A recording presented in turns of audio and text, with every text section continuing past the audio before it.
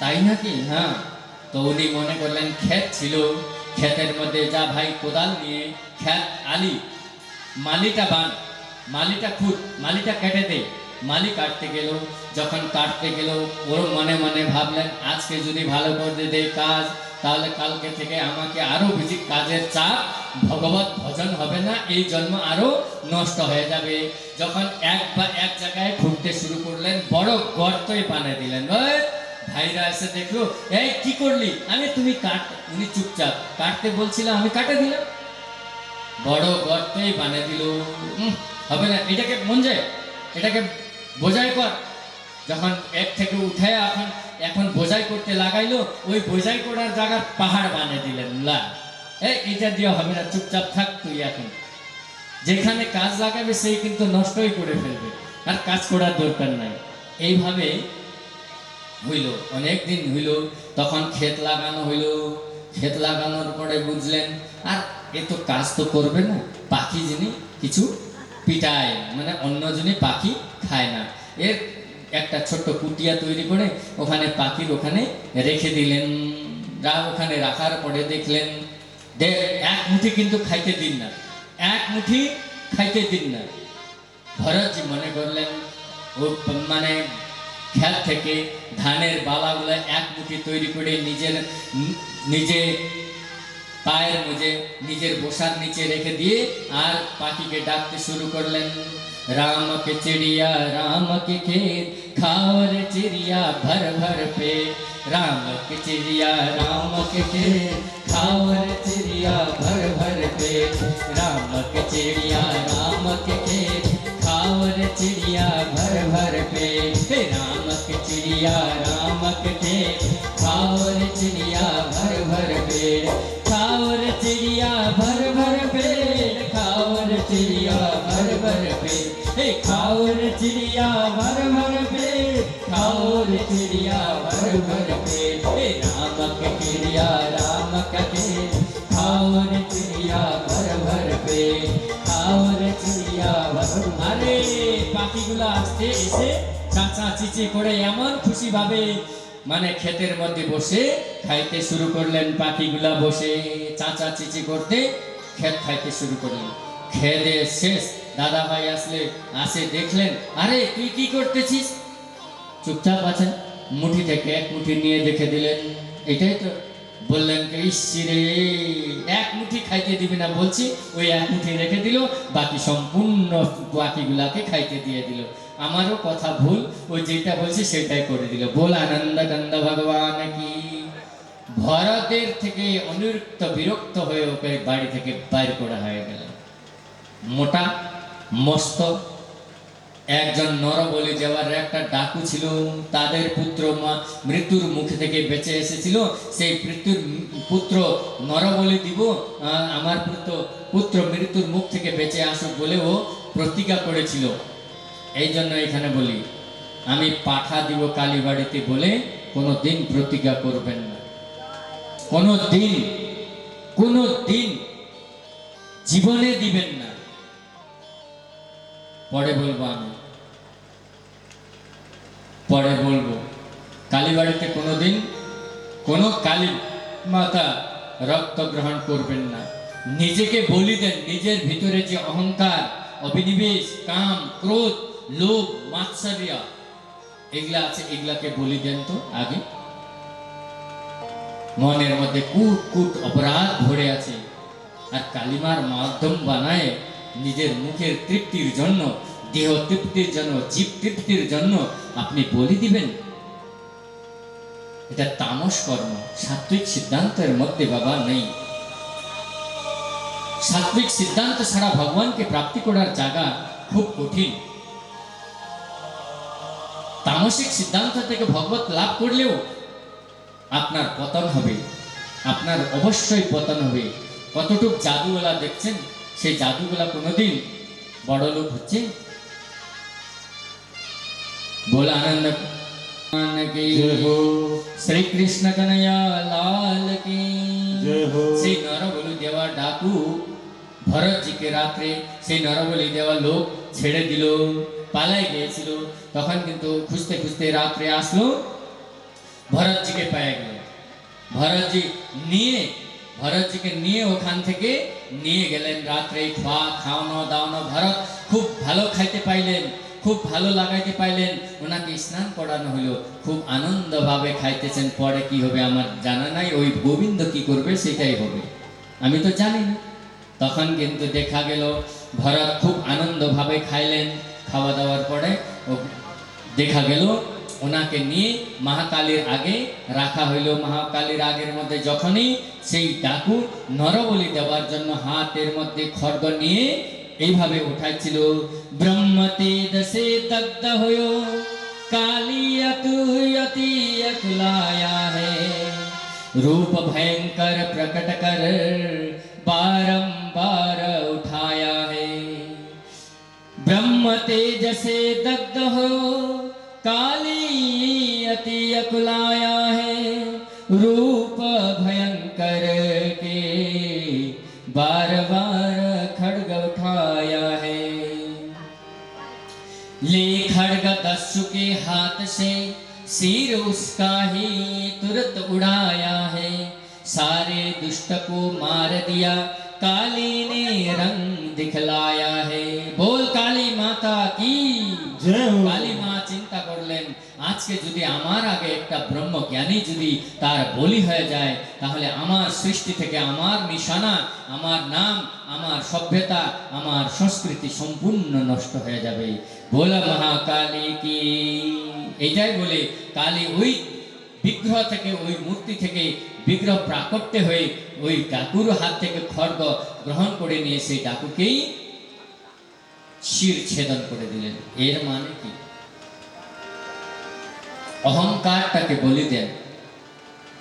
একটা মার 5টা শিশু ছিল, 5টা ছেলে ছিল।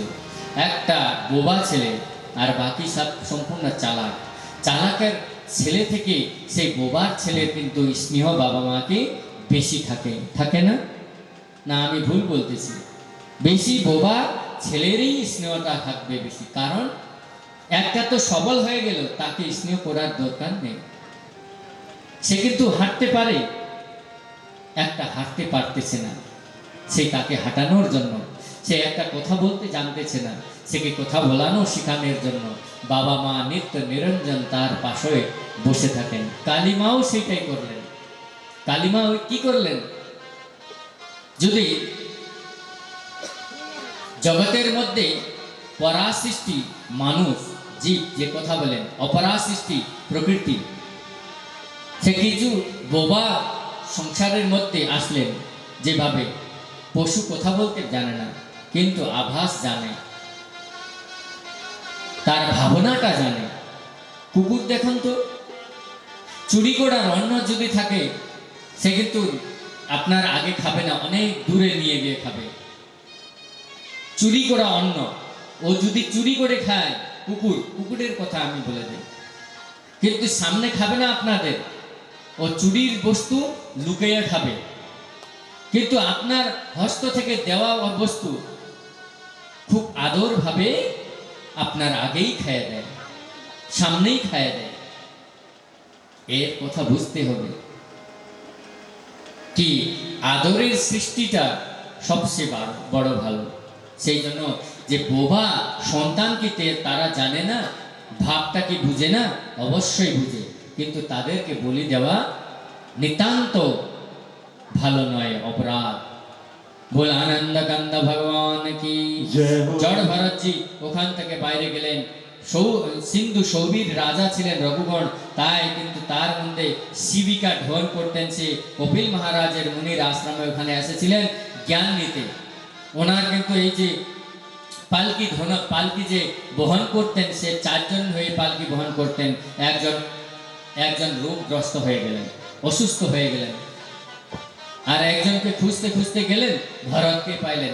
সে পালকি ধোয়ানোর জন্য ভরত যখন লেগে গেলেন, যখন এই পালকির মধ্যে ভরত হাঁটতেন, আগে পোকামাকড় থাকলে তাদেরকে বাঁচাই হাঁটতেন। যখন এদিক ওদিক হইতো, পালকি যখন এদিক ওদিক নড়তো, সেক্ষেত্রে রঘুগণের সিটটা গিয়ে বল্লির মধ্যে ঠাঁই করে লাগে যেত, ব্যথা হইতো। তখন পালকি থেকে ভিতরে থেকে বললেন, আরে তোমরা কিভাবে চলো? রাজা তোমাদের ভিতরে বসে আছি, তোমরা কিভাবে চলো, ভালোভাবে চলো, আদেশ দিলেন। তখন কিন্তু দেখলেন না, আমরা তো ঠিকই চলতেছি মহারাজ, এই নতুন যে আনছি সে কিন্তু একটু অসুবিধা ভাবে চলতেছে, মানে ঝাঁপায় কোন সময় এদিক ওদিক হয়ে লাফায় লাফায় চলতেছে।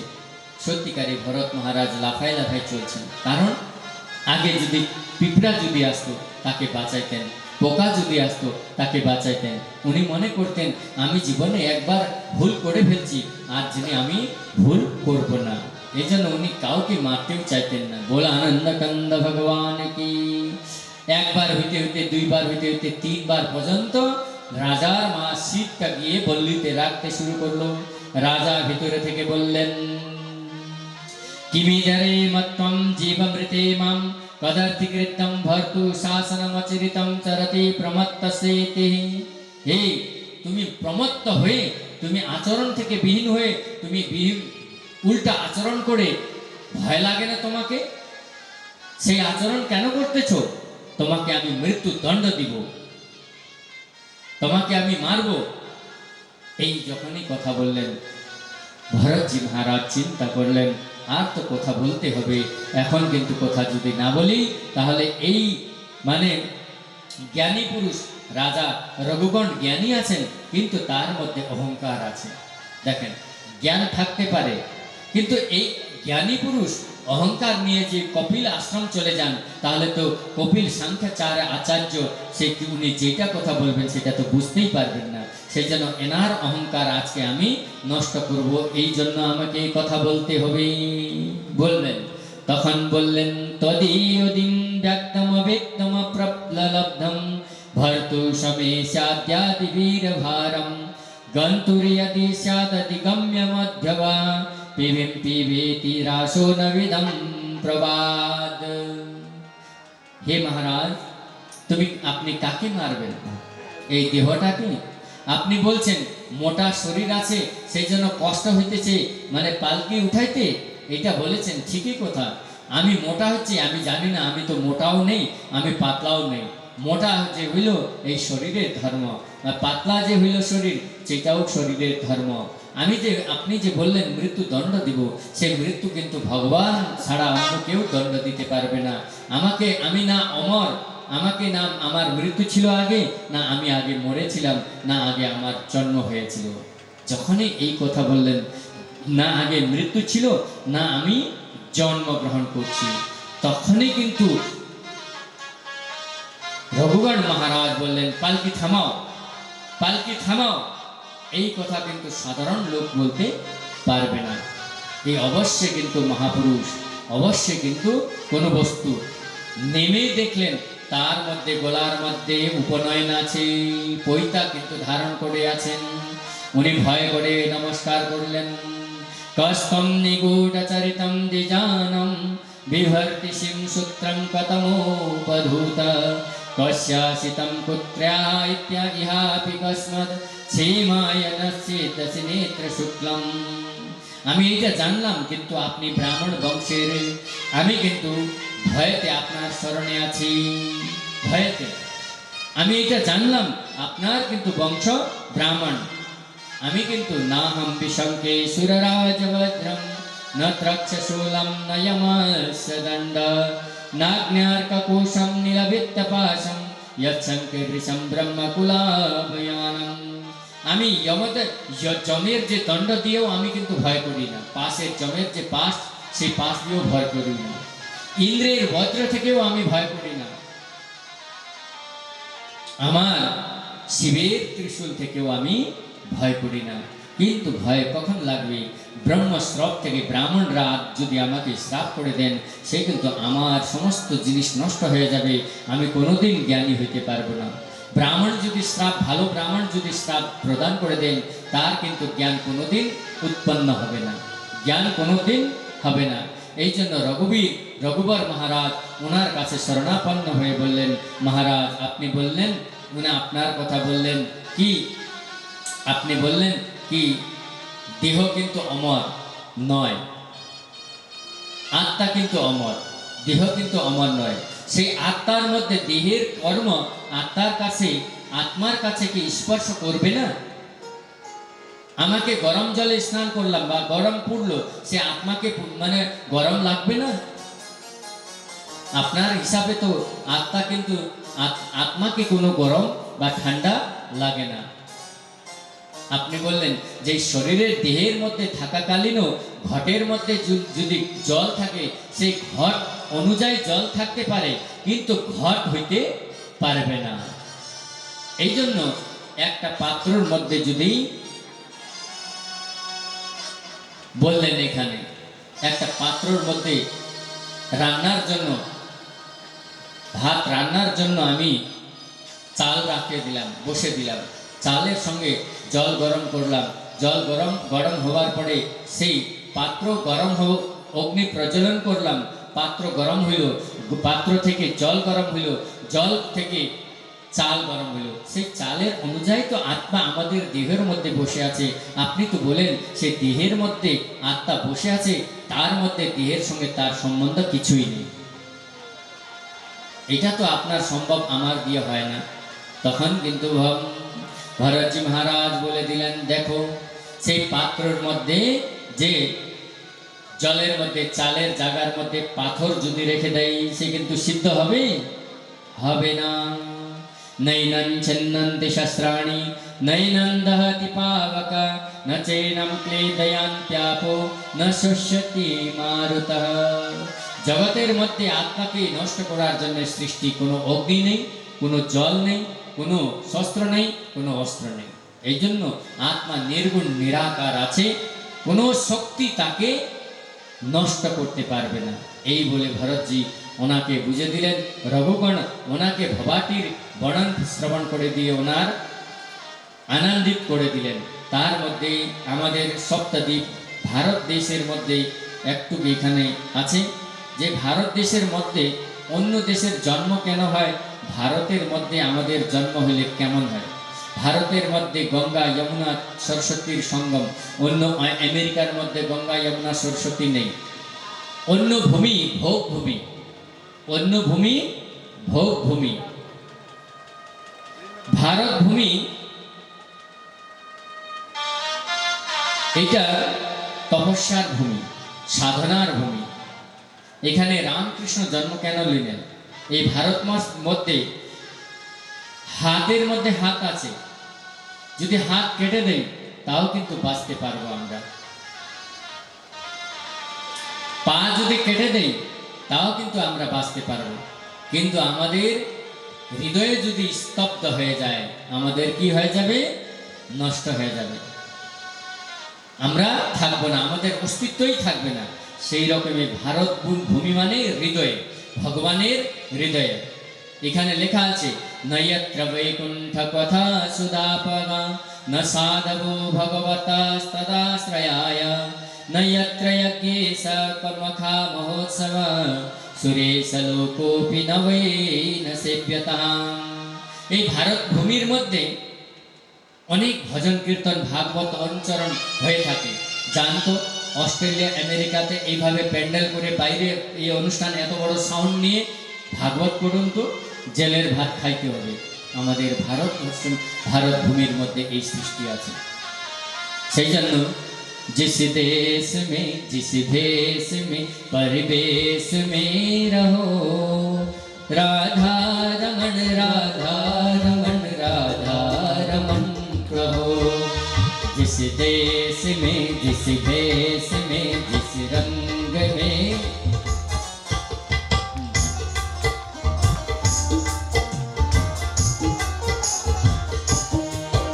जिस देश में जिस भेष में परिवेश में रहो राधा रमन राधा रमन राधा रमन कहो। जिस देश में जिस भेष में परिवेश में रहो राधा रमन राधा रमन राधा रमन कहो। जिस देश में जिस भेष में परिवेश में रहो राधा रमन राधा राधा रमण कहो।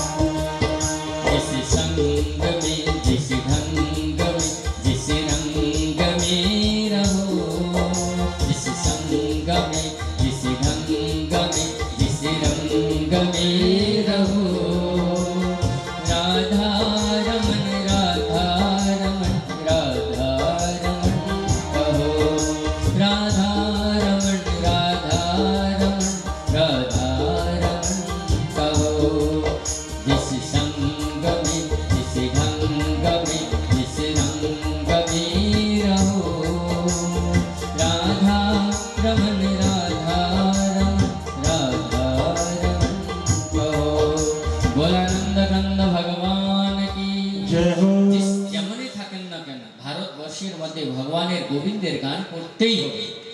কেন? ভগবান মনে করেন यत भारत ভূমি, এই ভারতবর্ষের মধ্যে যদি জন্মগ্রহণ যদি কেউ করে নেয়, ভগবান অনেক প্রসন্ন হয়ে যান। কারণ আমি আর এখন পিতৃতর্পণ, ভগবত সেবা, পূজা এর হাত থেকে পাইতে পারবো, এই বলে ভগবান এই জগতের মধ্যে ভারতবর্ষের মধ্যে যার জন্ম হয়ে থাকে তাকে তার প্রতি অনেক প্রসন্ন হয়ে থাকবেন। এইটাই বলে অনেকভাবে ভারতবর্ষের মধ্যে অনেক দ্বীপ, সপ্তদ্বীপ, নবদ্বীপ, জম্বু, প্লক্ষা আদি দ্বীপের ব্যাখ্যা এখানে আছে। 9 বর্ষের মধ্যে অজনব খণ্ডের মধ্যে ভারতবর্ষ আমাদের দেশ, ভারতবর্ষের মধ্যে বাংলা রাজ্যের মধ্যে, পশ্চিমবঙ্গের মধ্যে, আলিপুর ডিস্ট্রিক্টের মধ্যে, মন্ডলা অন্তর্গত আমাদের মুন্সিপাড়ার মধ্যে আমরা বসে আছি। আমরা ছোট্ট জায়গাতে আছি, কিন্তু গোবিন্দ এই ছোট্ট জায়গাতেও দেখে থাকবেন, তার দৃষ্টি অনন্যভাবে থাকবে। बोल आनंद कंद भगवान की। नवग्रহের কথা এখানে স্মরণ করে দিলেন। অন্তত बोल आनंद कंद भगवान की।